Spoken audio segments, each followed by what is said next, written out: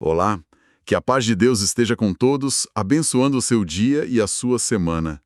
Hoje, a gente vai fazer uma análise profunda de um dos textos mais apaixonados e, francamente, mais desconcertantes da Bíblia, o quinto capítulo de Cânticos de Salomão. As nossas fontes para essa conversa são anotações e comentários bem detalhados de duas Bíblias de estudo, a Holman e a Nova Almeida Atualizada. E a nossa missão aqui é tentar entender a incrível montanha-russa emocional deste capítulo. Ele nos leva do pico da celebração do amor a um vale de separação doloroso e termina com uma declaração de amor que é, assim, quase uma obra de arte. Certo? Vamos mergulhar nisso. É uma jornada e tanto, né? Esse capítulo funciona quase como uma peça dramática em 3 atos bem definidos. Começa com a cena da união perfeita, o auge da alegria. Depois, de uma forma bem abrupta, mergulha numa crise noturna cheia de ansiedade, até de violência, e, por fim, emerge dessa escuridão com uma das mais belas descrições poéticas do amor que se pode encontrar. A estrutura em si já diz muito sobre a natureza do amor, que não é uma linha reta. Exato. Então, vamos começar pelo topo da montanha, logo no primeiro versículo. A voz que a gente ouve é a do esposo, e ele soa exultante. Ele diz: "Já entrei no meu jardim, minha irmã, minha noiva, colhi a minha mirra com a minha especiaria, comi o meu favo com o meu mel, bebi o meu vinho com o meu leite." A sensação é de pura satisfação, de chegada, né? E essa imagem do jardim é central. Em capítulos anteriores, a noiva se descreve como um jardim fechado. Agora ele diz: "Entrei no meu jardim." As fontes que a gente analisou são unânimes em apontar que este versículo representa a consumação do casamento. Não é só uma visita, é uma união completa. O uso de minha irmã, minha noiva, reforça a profundidade desse vínculo, que é tanto familiar quanto romântico, o mais íntimo possível naquela cultura. E ele não guarda essa alegria só para ele. O versículo termina com um convite. "Comei, amigos, bebei abundantemente, ó amados." Isso parece ampliar a celebração, tornando-a uma festa comunitária. O que é fascinante aqui, e as notas de estudo da Holman destacam isso de forma brilhante, é que esse versículo é considerado a estrofe central de todo o livro de Cânticos. É o pivô literário em torno do qual tudo gira. É o momento de maior intimidade, o clímax para qual toda a poesia anterior estava construindo. A celebração não é só sobre o ato físico, mas sobre a realização de uma união total, mútua e alegre. É o ideal do amor plenamente realizado. Um ideal que parece perfeito, quase um felizes para sempre. E a gente pensaria que a história poderia terminar aí, no auge. Mas é exatamente nesse ponto que o chão se abre. O versículo 2 muta a cena, a voz e o tom de uma forma chocante. Agora é a esposa quem fala, e a atmosfera é completamente diferente. Ela diz: "Eu dormia, mas o meu coração velava. Eis a voz do meu amado que estava batendo." Essa transição é brutal. A gente passa da luz do dia, da celebração, para a penumbra de uma noite ambígua. Ela está nesse estado de sonolência, entre o sono e a vigília, o que já cria uma sensação de incerteza. Ele está do lado de fora, batendo, e as palavras dele são repletas de carinho. "Abre-me, irmã minha, amiga minha, pombinha minha, imaculada minha." Ele está sendo incrivelmente terno, poético, e a resposta dela é surpreendente. Para ser sincero, parece quase trivial. Ela pensa consigo mesma: "Já tirei a minha túnica, como posso vesti-la outra vez? Já lavei os pés, como voltar a sujá-los?" Eu confesso que essa reação me parece estranha. Ele está lá fora sendo romântico e a desculpa dela é basicamente: estou confortável demais para levantar." O que as fontes dizem sobre essa desconexão? Essa é a pergunta de $1 milhão do capítulo, né? E as notas de estudo oferecem algumas possibilidades. Uma interpretação é que isso tudo é um sonho, uma manifestação da ansiedade dela, talvez um medo subconsciente de perder essa felicidade tão perfeita que eles acabaram de alcançar. Nesse caso, a desculpa trivial seria apenas a lógica estranha que os sonhos têm. O que faria sentido, especialmente considerando o que acontece depois. Exatamente. Mas outra interpretação, que trata o evento como real, sugere algo mais complexo na dinâmica do relacionamento. Poderia ser um momento de complacência, eles atingiram um pico e talvez ela tenha relaxado, assumindo que ele estaria sempre ali. A desculpa dos pés lavados seria um símbolo de uma pequena barreira de conforto que se tornou mais importante, naquele instante, do que o esforço para se conectar com ele. Um tipo de agora não, estou cansada, que muitos relacionamentos conhecem bem. E seja qual for o motivo, sonho, ansiedade ou complacência, essa hesitação, por menor que pareça, tem consequências devastadoras. Porque quando ela finalmente se convence e vai abrir a porta, ele não está mais lá. Eu me levantei para abrir ao meu amado. Abri ao meu amado, mas ele já havia se retirado e ido embora. O momento passou. E o desespero dela é palpável. Ela sai pelas ruas da cidade à noite procurando por ele. Essa busca noturna é com uma outra, que acontece no capítulo 3, mas o resultado desta vez é muito mais sombrio. Ela encontra os guardas da cidade que deveriam ser protetores, mas eles me espancaram e me feriram, os guardas das muralhas tomaram o meu manto. Isso é brutal e completamente inesperado num livro que até então falava da beleza do amor. O que essa violência representa é literal. É difícil saber, mas é improvável que seja puramente literal dentro de um poema tão simbólico. As fontes sugerem que essa agressão pode representar várias coisas. Pode ser uma metáfora para a dor interna e a autorrecriminação que ela sente. A perda do manto, uma peça de vestuário que oferecia identidade e proteção, simboliza uma perda de dignidade, uma exposição humilhante.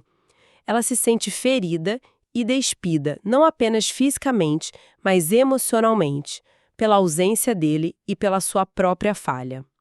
É o mundo exterior parecendo hostil e punitivo quando o mundo interior está em colapso. A experiência é claramente traumática, e é nesse estado de desespero que ela encontra as filhas de Jerusalém, o coro do livro, e faz um apelo. Conjuro-vos, ó filhas de Jerusalém, se encontrardes o meu amado, que lhe digais que estou morrendo de amor. E essa frase, morrendo de amor ou doente de amor, é a chave para o que vem a seguir. É paradoxal. Depois de uma noite de aparente rejeição, indiferença e violência, o sentimento dela não diminuiu. Pelo contrário, se intensificou a um ponto febril. Isso levanta uma questão fundamental. Que tipo de amor é esse que não só sobrevive a uma crise como essa, mas parece se aprofundar nela? Exatamente essa é a pergunta que o coro faz de forma bem direta no versículo 9. Eles basicamente dizem: o que o seu amado tem que os outros não tenham, ó mais bela das mulheres? O que o torna tão especial para você estar nesse estado por ele? E a resposta dela não é uma explicação simples. É um poema dentro do poema, uma descrição épica e detalhada do amado. A resposta dela é um exemplo clássico de um gênero poético do Antigo Oriente Próximo, conhecido como wasf. É uma descrição que normalmente vai da cabeça aos pés, exaltando a beleza e as qualidades da pessoa amada. Mas o contexto aqui é tudo. Ela não está dizendo isso num momento de tranquilidade. Ela está ferida, desesperada e usa essa forma poética como uma forma de se reconectar com ele, de lembrar a si mesma e explicar aos outros o motivo de sua angústia. Ela está, essencialmente, justificando a intensidade do seu amor. E os detalhes que ela usa são impressionantes. Ela começa com uma declaração geral. O meu amado é alvo e rosado, o mais destacado entre 10.000. E a partir daí, ela começa a construir essa imagem dele parte por parte. A cabeça é como o ouro mais depurado. Os cabelos ondulados, pretos como o corvo. Vamos pausar nesses materiais. Ela não está só descrevendo a aparência física. As fontes ressaltam que as metáforas que ela escolhe são sobre caráter e valor. Ouro é um metal mais precioso, puro e duradouro. Ao dizer que a cabeça dele é como o ouro mais depurado, ela está falando do valor dele, da sua nobreza, talvez da sua sabedoria. E os olhos são como os das pombas junto às correntes das águas, banhados em leite, engastados como joias. É uma imagem complexa. É belíssima. Uma das interpretações que a gente encontrou, tanto na Holman quanto na NAE, é que não se refere tanto à cor, mas à vitalidade e clareza. Pombas junto a águas correntes sugerem olhos límpidos, brilhantes, cheios de vida e de paz. Engastados como joias, significa que eles se encaixam perfeitamente no rosto dele. Ela está descrevendo a sensação que o olhar dele transmite. O rosto é descrito como canteiros de bálsamo, como colinas de ervas aromáticas. As mãos são cilindros de ouro enfeitados de turquesas, e o corpo é como alvo marfim coberto de safiras. Ela está basicamente construindo uma estátua dele na mente dela com os materiais mais preciosos e belos conhecidos. Exatamente. É mais do que uma descrição, é um ato de adoração. Ela está se lembrando que ele é uma obra-prima, não apenas a pessoa que a deixou na porta. Marfim, safiras, turquesas, ouro, são materiais de reis, de templos. Ela o vê como régio, forte e de um valor inestimável. As pernas, por exemplo, são colunas de mármore, assentadas em bases de ouro puro. Colunas de mármore. Isso evoca uma imagem de força, de estabilidade, de confiança. Alguém em quem se pode apoiar. Em meio à instabilidade e ao desespero dela, ela se ancora na memória da força e da firmeza dele. É precisamente isso. Se a gente conectar isso ao quadro geral, o poema não é sobre uma lista de qualidades físicas. É uma reconstrução do caráter e do valor dele aos olhos dela. Cada metáfora adiciona uma camada de significado. Preciosidade, força, pureza, vitalidade, estabilidade. No momento de maior dor e perda, ela não foca no erro ou na separação. Ela foca na essência de quem ele é. É uma disciplina de memória e admiração. E depois de toda essa construção poética, de toda essa tapeçaria de imagens, ela conclui de forma direta e poderosa no versículo 16. Primeiro ela diz que o falar dele é muitíssimo doce. Então resume tudo. Ele é totalmente desejável. Assim é o meu amado e assim é o meu esposo, ó filhas de Jerusalém. Ela não deixa nenhuma dúvida. Essa frase final, ele é totalmente desejável, é o clímax do argumento dela. Após detalhar cada parte, ela sintetiza na totalidade.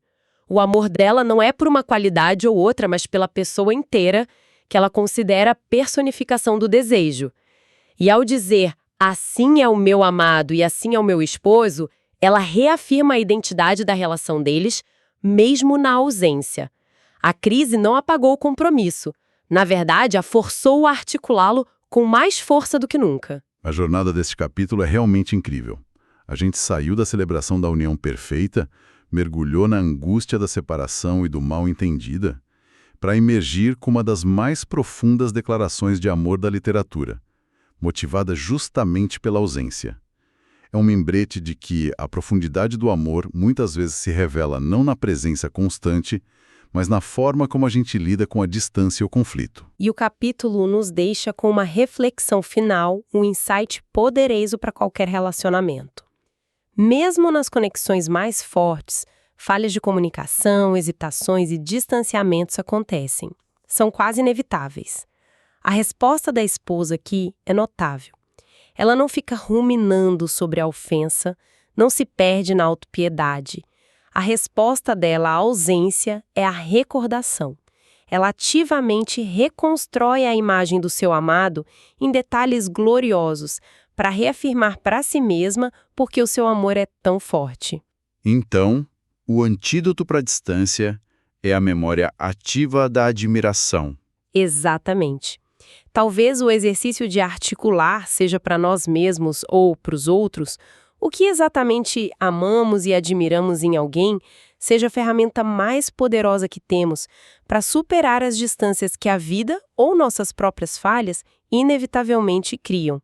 Não é sobre esquecer a ferida, mas sobre lembrar o valor da pessoa que está por trás dela. Deus abençoe todos os ouvintes.